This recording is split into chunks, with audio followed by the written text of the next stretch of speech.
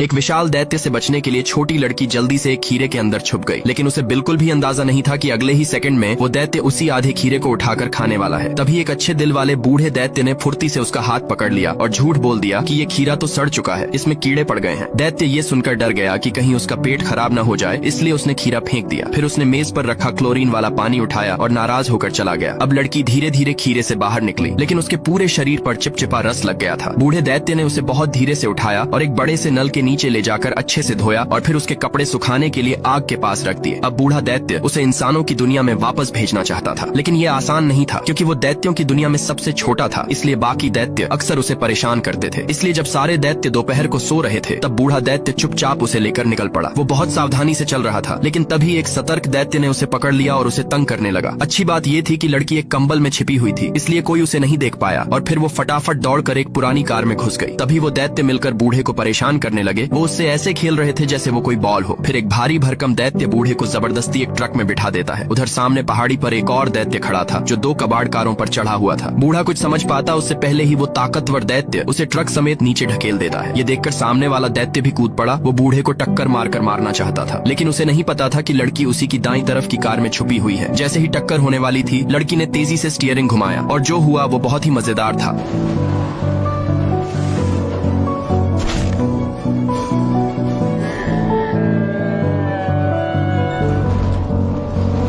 पर वो बूढ़ा एकदम सही सलामत बच गया। ये देखकर सारे दैत्य निराश हो गए और फिर से बूढ़े को सताने के लिए उसके कान खींचने लगे। तभी अचानक साफ आसमान में जोर की बारिश शुरू हो गई और क्योंकि दैत्य देश बहुत ऊंचाई पर था, वहाँ बारिश के साथ बिजली गिरने का भी खतरा होता है, इसलिए डर के मारे सारे दैत्य इधर उधर भागने लगे और बूढ़े को छोड़ दिया। बूढ़े दैत्य ने लड़की को फिर से उठाया, अपना चश्मा पहना और उसे इंसानों की दुनिया में लौटाने के लिए निकल पड़ा। एक विशाल दैत्य का पैर इस लड़के को कुचलने ही वाला था, इसलिए वो जल्दी से बाहर निकलता है और उसके गंदे नाखूनों को पकड़कर माफी मांगना शुरू कर देता है। लेकिन वो दैत्य फिर से बिना कुछ सुने ही सीधे अपनी बदबूदार फटी अड़ी उठाकर उसे कुचलने की कोशिश करता है। लेकिन लड़का फिर से रेंगते हुए बाहर निकल आया और अब उसे समझ आ गया था कि ये दैत्य उसे मार कर ही मानेगा। तभी उसके दिमाग में एक चालाकी आई। उसने तुरंत कहा कि वो मरने से पहले एक बार दैत्य को अपने शरीर का आकार बदलते हुए देखना चाहता है। हैरानी की बात ये थी कि सीधा साधा दैत्य उसकी इस बात पर सच में विश्वास कर बैठा और बिना सोचे समझे अपने शरीर को छोटा करके बोतल के अंदर चला गया। लड़के ने मौका देखते ही फौरन दौड़कर उस बोतल के ढक्कन को बंद कर दिया जिसमें से दैत्य बाहर निकला था। अब दैत्य को समझ आया कि वो लड़के की चाल में फंस चुका है। उसे याद आया कि वो इस बोतल में पिछले 5000 साल से अंधेरे में कैद था, तो डर के मारे उसने लड़के से गिड़गिड़ाकर माफी मांगी और वादा किया कि अगर वो उसे बाहर निकाल दे तो वो उसके 3 इच्छाएं पूरी करेगा। दैत्य की बातों में उसे सच्चाई दिखी तो लड़के ने दया दिखाकर उसे फिर से आजाद कर दिया। जैसे ही दैत्य बाहर आया, उसने लड़के को जीवन दान के लिए शुक्रिया कहा। फिर बोला, अब बोल तेरी पहली इच्छा क्या है? लड़के ने थोड़ा सोचा और फिर बोला, मैंने काफी दिनों से खाना नहीं खाया, मुझे गर्मागर्म खाना दे दे। इच्छा सुनते ही दैत्य ने एक झटके में उसकी इच्छा को पूरा कर दिया और एक दमदार खुशबू वाली सॉसेज हाथ में प्रकट हो गई। हफ्तों से भूखा लड़का खाना देखते ही टूट पड़ा। पेट भरने के बाद उसने बिना सोचे समझे अपनी दूसरी इच्छा भी रख दी, लेकिन वो क्या थी जानने के लिए सब्सक्राइब कर लो।